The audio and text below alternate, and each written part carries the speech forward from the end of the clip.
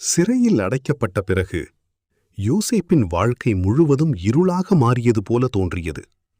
ஆனால் அங்கேயும் தேவன் யோசேப்பை கைவிடவில்லை. யோசேப்பு சிறையிலும் அமைதியாகவும் உண்மையுடனும் நடந்து கொண்டான். அதை பார்த்த சிறைக்காவலன் யோசேப்பை நம்ப ஆரம்பித்தான். சிறையில் உள்ள பல பொறுப்புகளையும் யோசேப்பிடம் ஒப்படைத்தான். யோசேப்பு மற்ற கைதிகளுக்கும் உதவினான். அவர்களை ஆறுதல் கூறினான். ஒருநாள் பார்வோனின் பானபாத்திரக்காரனும் அப்பக்காரனும் சிறைக்குள் கொண்டு வரப்பட்டார்கள். ஒரு இரவு இருவரும் விசித்திரமான கனவுகள் கண்டார்கள்.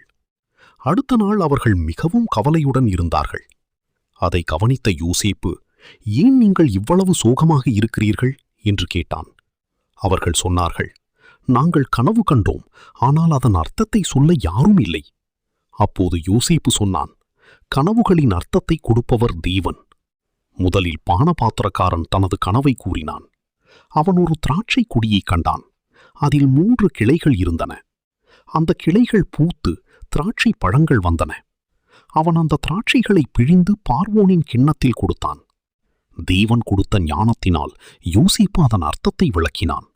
3 கிளைகள் 3 நாட்கள். 3 நாட்களில் நீ மீண்டும் பரோனிடம் திரும்புவாய். பிறகு அப்பக்காரன் தனது கனவை கூறினான். அவன் தன் தலையில் 3 கூடைகள் இருந்ததை கண்டான். மேலிருந்த கூடையில் இருந்த அப்பங்களை பறவைகள் வந்து தின்றன. யோசேப்பு மிகவும் சோகத்துடன் அதன் அர்த்தத்தை சொன்னான். 3 நாட்களில் பார்வோன் உன்னை தண்டிப்பார். யோசேப்பு சொன்னது போலவே அனைத்தும் நடந்தது. பானபாத்திரக்காரன் மீண்டும் பார்வோனிடம் திரும்பினான். சிறையிலிருந்து வெளியே செல்லும் முன் யோசேப்பு அவனிடம் கேட்டான், என்னை மறந்து விடாதீர்கள். ஆனால் அவன் யோசேப்பை மறந்துவிட்டான். யோசேப்பு மீண்டும் தனியாகிவிட்டான். ஆனால் தேவன் இன்னும் வேலை செய்து கொண்டிருந்தார்.